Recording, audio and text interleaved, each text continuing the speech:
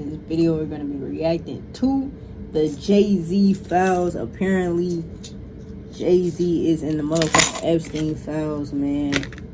Get like Prince. Hey, man, let's get to it. Yesterday, Jay-Z and Pusha T will be name dropped in the Epstein Files and accused of abuse and insane. The whole internet is on fire right now because it really dropped out of nowhere. The Department of Justice, the DOJ, they'll release 3 million documents from the Epstein Files with over 2,000 videos, 200,000 images, basically so much information that came out about this case, about this man.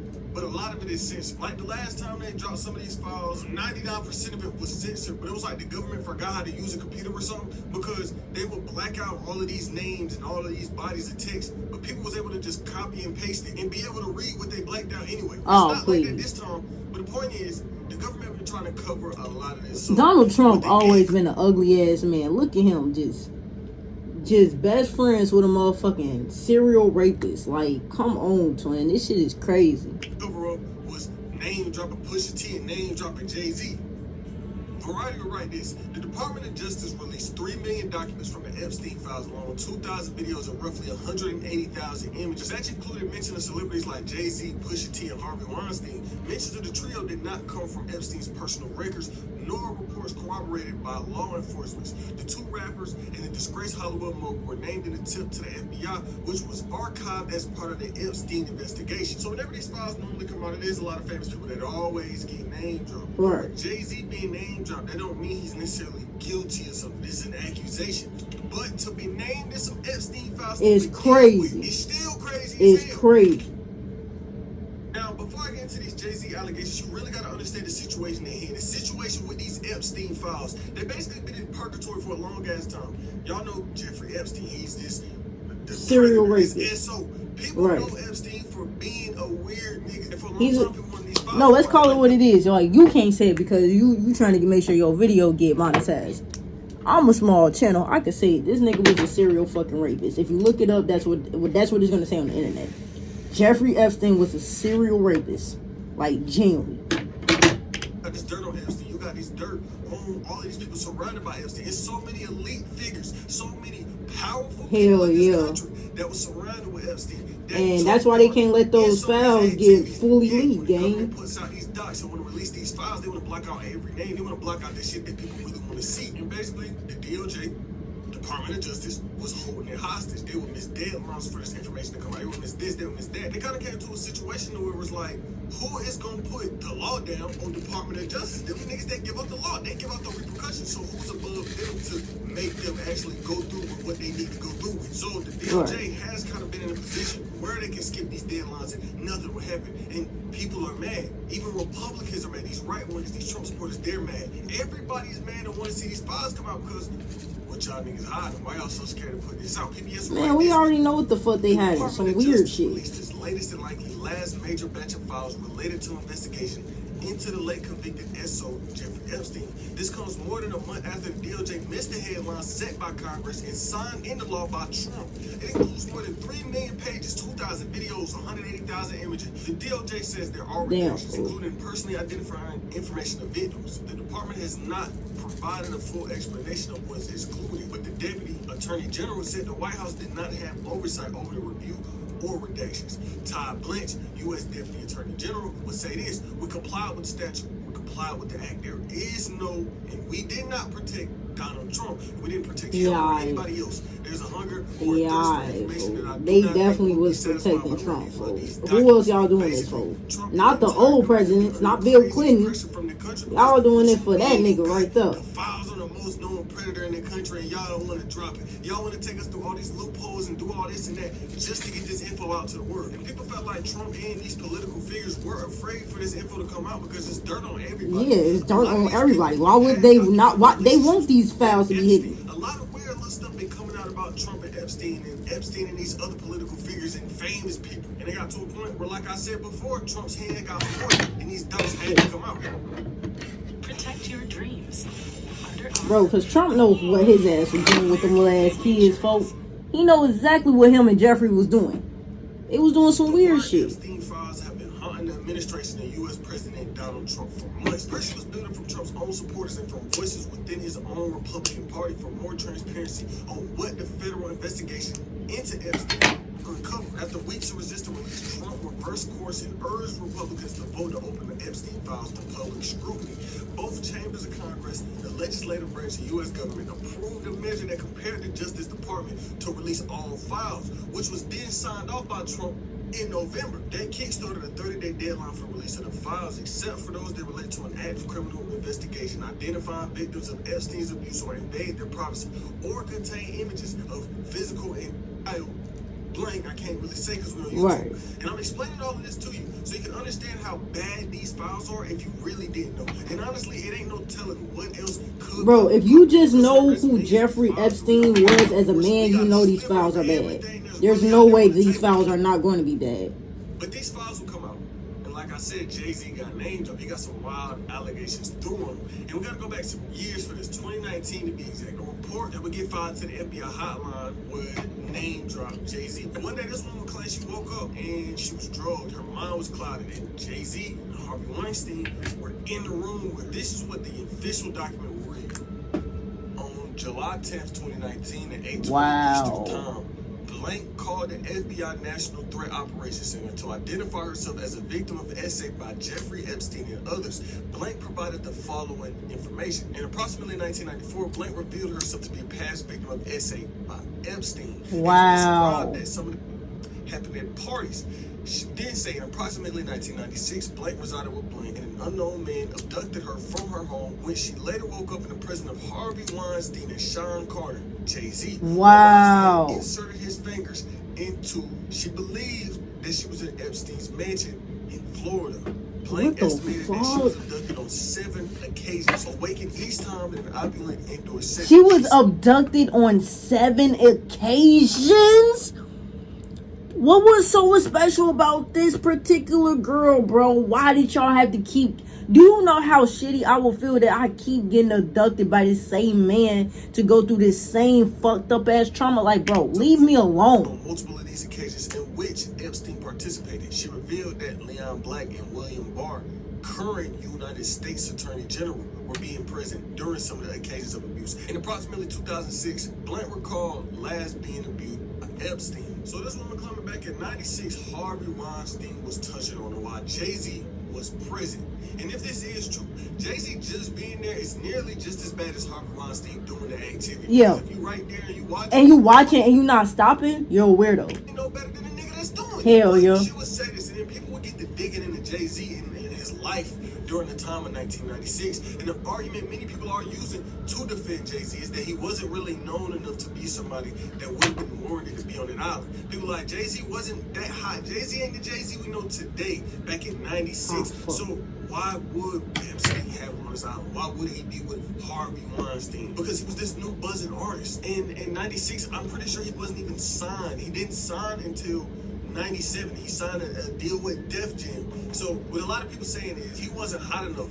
So basically, they saying his defense is he wasn't that hot to be on the Epstein Island with all these well-known white elitists, which low-key makes sense. Why would this, mind you, Jay-Z is from New York. Why would this random black New York boy be on the island with all these elite white men? That don't make sense. Especially at the time that she claiming that this happened. That don't make sense. Low-key, that don't.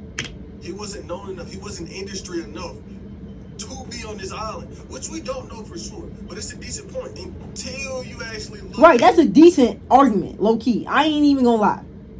That makes sense. Why would Jay-Z be invited on this island? Like, Jay-Z now? Okay, yeah, that makes sense. Jay-Z is a billionaire. He's a, you know what I'm saying? Like, he's a mogul. But Jay-Z back then, yeah, that don't make sense. Jay-Z's relationship with Harvey Weinstein. Let's kind of throw it out the window for me. Because these two have a relationship. There's plenty of pics and times of these two working together. And if you don't know who Harvey Weinstein is, long story short, he's a convicted ex-offender, multiple counts of R and SA, with all of this stacking up on top of each other. It will end up with him getting sentenced to 16 years in prison back in 2022. But we got to go back to 2017, 2016, where we see Jay-Z and Weinstein really working together. Bro, I did not know who... Bro, I've heard of this man, but I've never knew, like, wait. Harvey Weinstein. Wow. Harvey Weinstein is an American former film producer and convicted sex offender. In 1979, Weinstein and his brother Bob Weinstein co-founded the entertainment company Miramax. Okay. Okay. My bad, y'all. Let's get back into it. Back in 2016, Jay-Z was signed a 2-year movie deal with Weinstein, but it would fall apart as these years went on because of all the Weinstein drama, these cases, these allegations, these rumors. So much would come out against Weinstein that a lot of these people that was working with him just pulled away. Billboard would write this back in 2018. Are you ready for this jelly? New jelly job. Full lips, gel, yeah. Infused with peptides. Jelly volume, jelly. Both Jay-Z and Eminem have filed court documents alleging that the Weinstein Company owes them for unpaid work. The filings were reportedly made as a part of a former Powerhouse Film Studios' ongoing bankruptcy and claim that TWC owes Eminem and Jay 6 figures each. According to the blast, Jay-Z is claiming that the company owes him over $480,000 for his work as producer on 2 TWC documentaries about Trayvon Martin and Khalif Browder.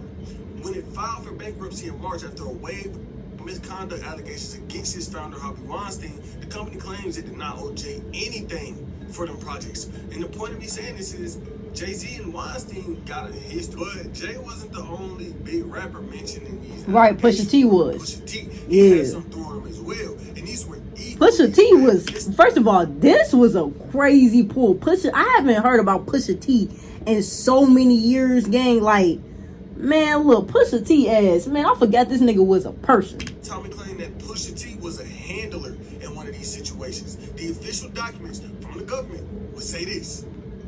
Blank believes she would drug clouded her memory. She attributed the drugging as frequently performed by people assigned as handlers, who she described as people with established friendship with the victims.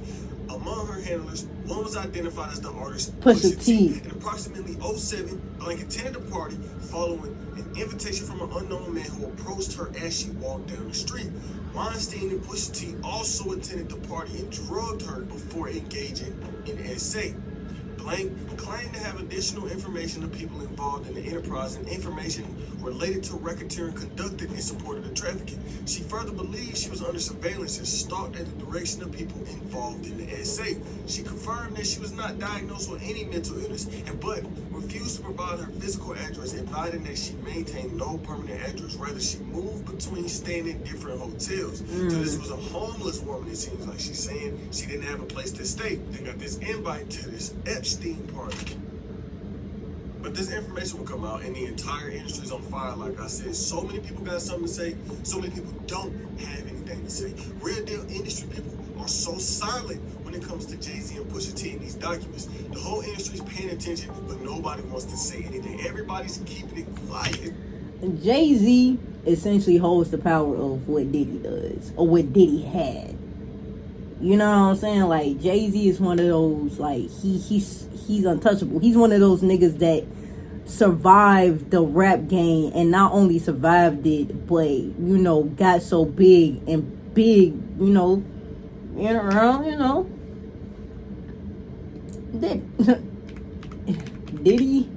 and Jay-Z, like, we you know what I'm saying? Like, we cute. You know, we look at them. You know what I'm saying? They've been homies. They go way back, boy. They go way back. Like, man, they 2 peas in a pod, boy. Man, boy, you can't. These niggas go way. Look at this. Just smiling. Just best fucking man. They go way back. Like, you can't, man. They go way back, twin. It's like one half of the industry is silently responding. We got all of these people unfollowing Jay-Z, kind of cutting ties with him, but nobody is really saying anything other than Lizzo, for real. Lizzo would come out and she would be at the defense of Jay-Z and would kind of also defend Diddy in a way. She was basically like, the internet is making y'all think these situations are worse than what it was. Like, not every single Diddy party, they was doing freaky shit and it was a freak off. So indirectly, directly, she was defending Diddy. It's weird. I'm gonna play the clip. Yeah, Frustrating to me because there are 3 million files, right? 3 million documents in the files. Because over the course of however long this man has been doing these crimes, every email, every text message, everything, just in general about this man's life, has been put into these files to scan for illegal activities, right? Every text message you sent to somebody. If you stole an apple from Walmart and you were on trial for stealing an apple from Walmart, is every person in your phone an accomplice? Is every person in your phone, is every email you sent to a person or speaking about a person, or does that make that person complicit? Does that make that person a bad guy? No, it doesn't. And that's the same thing with the Diddy stuff. That was so, I told y'all, the media is so smart. They're gonna make you so distracted with celebrity.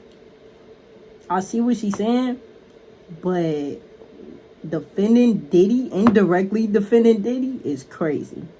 That's some crazy work, Lizzo. Names that you're not gonna focus on the problem. You think every party that Diddy ever threw was a freak off and people were fucking and slipping and sliding on baby oil? No. That man had birthday parties. That man had Easter gatherings. That man had Super Bowl parties. That man had Christmas parties, Halloween parties, regular parties. And so now they're saying Mom Donnie's mom, who's a filmmaker, they're like, oh, she's on the Epstein list because she was on a guest list for Ghislaine Maxwell's like showing of a political film. Hey, you're distracted. You just want Mom Donnie to be a bad guy, or his mom. A girl can go to a movie premiere. You think Ghislaine Maxwell woke up every single day trafficking children? No, just because somebody's name is mentioned in a 3 million document file of a person's life who's been lived over crimes who've spanned decades, doesn't mean that every single person is an accomplice. He could be mentioned. That is true though. We can't just circle everybody that just was that is true. Cause genuinely, what if they didn't do nothing? Genuinely, but what if they just went? But they genuinely didn't do nothing. What if they didn't see? Like, I don't know, bro. But she is right. You can't make everybody complicit just because they was in contact with this man, bro. If your cousin murdered somebody, but you didn't know about it, the police can't say, hey, you was complicit to the crime, you were accomplice to the crime, because that's your cousin, folks. That don't make sense. Because my cousin actions don't got nothing to do with me, folks. I was living my regular life. My cousin did what they did. That is true. Jay-Z once, he was like, oh, we could learn from Jay-Z's business model. Where's the crime? But the thing with Lizzo, she has allegations of her own. So people seeing her defending this weird stuff, that is true. Like, okay, this makes sense coming from you because, nigga, you're weird yourself. She got some crazy ass allegations. I don't know if y'all remember that. If we gotta hit the time machine, let's go back a couple years. Lizzo had... She was body shaming her team for being, I think, too skinny. And I think she did have like some other allegations. Her employees, the people that was working for her. If you remember, they was accusing Lizzo of forcing these girls that was working for her to shove bananas inside of them and eat them afterwards. Lizzo would turn around and deny, saying this was all fabricated, but it still happened. She had allegations, some crazy ass allegations thrown her. So to see her defend, I did not hear about that. I heard about her body shaming her. Whoa. These kind of allegations, people are like, you're weird. But like I said, the industry is like silently unfollowing Jay-Z, but nobody truly is speaking out against Jay-Z. The news will write this. Shortly after reports emerged that rapper Jay-Z was mentioned in the Epstein Files, claims were made that the rapper not only lost over 100,000 followers on Instagram, but some big celebrities unfollowed him. But it's not just other people being quiet about the situation. Jay-Z himself has been quiet on the situation, which is interesting because remember the last time allegations got thrown? Yeah, they did have, it was a whole statement they came out like following. Tony Busby and his team were trying to say that back in the 90s, early 2000s, Jay-Z had some weird shit going on. And they told a whole story about how he was in the room where a girl was getting, I can't really say too much because we're on YouTube. And when these allegations got thrown up back in 2024, trying to say he was doing weird shit with Diddy, he immediately responded. He had his team on go. Man, on go. I mean, the statement was dropped immediately. When this came out, he defended himself. He was like, y'all not gonna put this out there. I even made a whole video on this back in 2024. But guess who had a response to the news as soon as it came out?